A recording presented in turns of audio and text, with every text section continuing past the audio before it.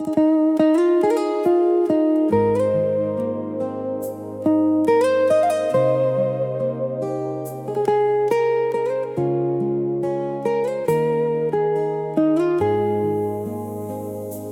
ភ្នែកឡើងព្រឹកឃើញរឿងដែល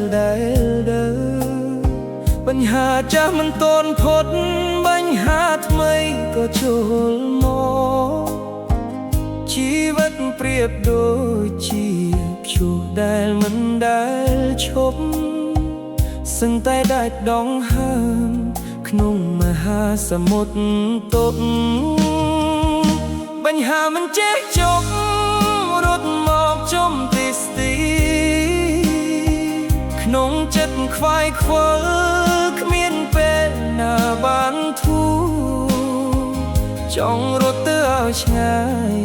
បំភ្លេចរឿងទាំងពួងតែត្រូវមកទ្រាំរងទាំងទឹកភ្នែកឈរ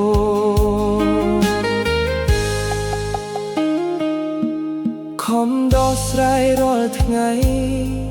មិនដែលបានសម្រាប់រឿងខ្លះគិតរហូតភ្នែកឡើងស្លក់អស់ហើយសង្ឃឹមថ្ងៃស្អែកនឹងមានពន្លឺថ្មីតែនៅតែជួបរឿងដែលបញ្ហាមិនចេះចប់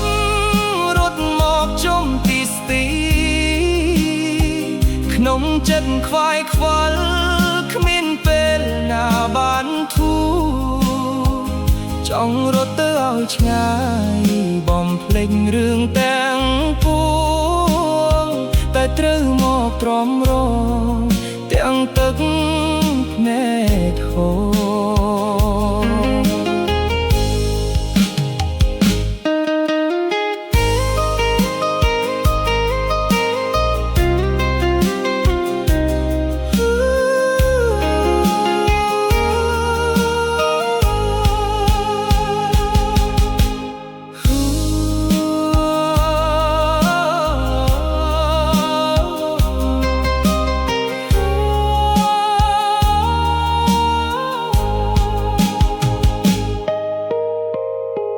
เพล